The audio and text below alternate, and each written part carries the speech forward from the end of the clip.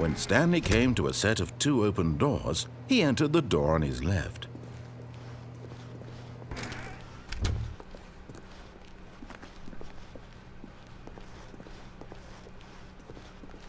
Yet there was not a single person here either. Feeling a wave of disbelief, Stanley decided to go up to his boss's office, hoping he might find an answer there.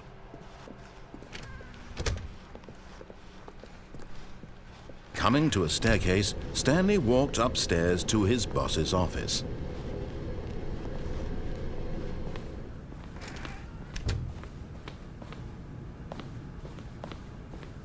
The moment he entered his manager's office, Stanley froze in his tracks.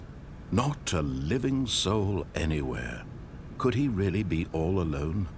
This was too much for Stanley to take, too much for any man to take. He fell to his knees, bursting into half moans, half sobs, the guttural retching of life from a man denied any hope, any reason to keep going. Here on the floor he lay prone, paralyzed by fear for nearly a full hour. But when at last he began to move about and survey the situation, he found a keypad behind the boss's desk. What could it mean? Was it a sign of hope for Stanley's future? Alas, it was not.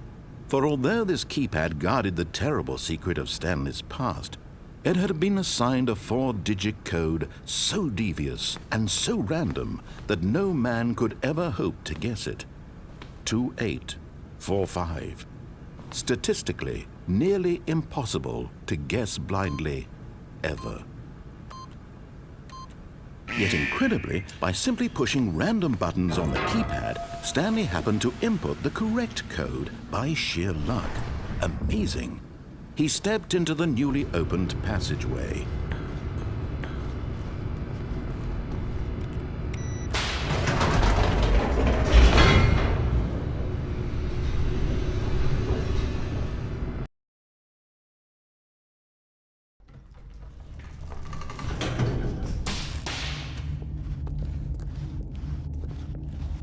Stanley walked straight ahead through the large door that read Mind Control Facility.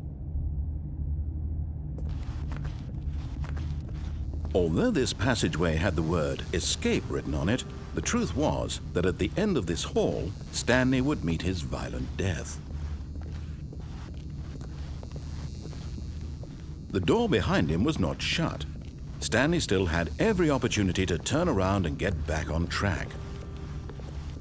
At this point, Stanley was making a conscious, concerted effort to walk forward and willingly confront his death.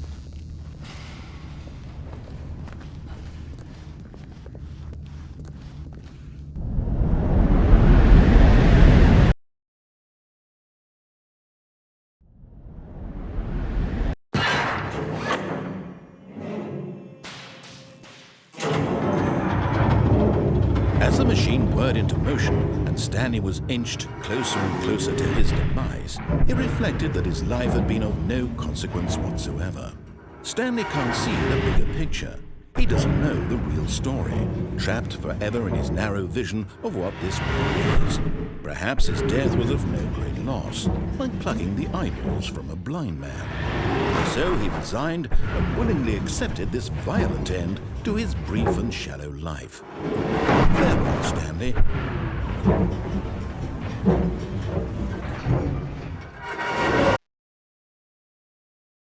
"Farewell, Stanley," cried the narrator, as Stanley was led helplessly into the enormous metal jaws.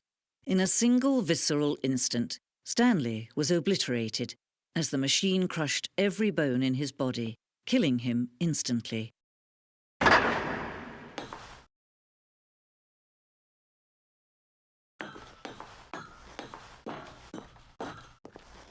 And yet it would be just a few minutes before Stanley would restart the game, back in his office, as alive as ever.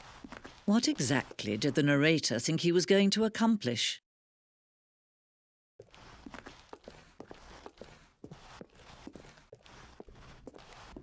When every path you can walk has been created for you long in advance, death becomes meaningless, making life the same. Do you see now? Do you see that Stanley was already dead from the moment he hit start?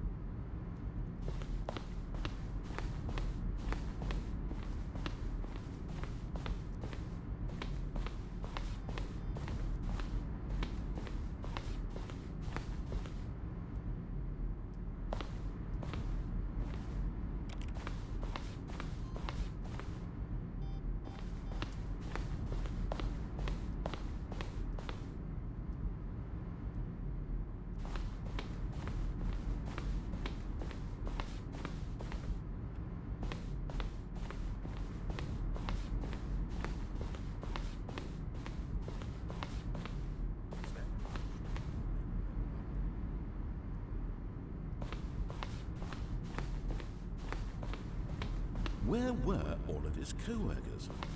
Oh, I don't know. How about they're throwing a surprise party for him for all his button pushing? Does that sound plausible to you? Stanley pushed the big red button.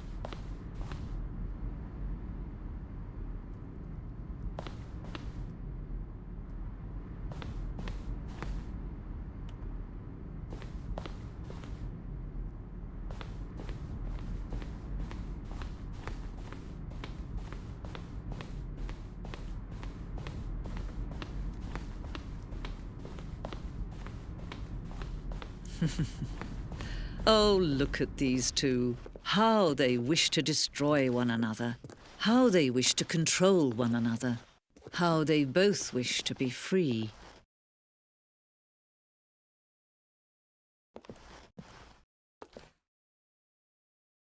Can you see? Can you see how much they need one another? No, perhaps not. Sometimes these things cannot be seen. But listen to me. You can still save these two. You can stop the program before they both fail. Push escape and press quit. There's no other way to beat this game. As long as you move forward, you'll be walking someone else's path. Stop now and it'll be your only true choice. Whatever you do, choose it. Don't let time choose for you. Don't let time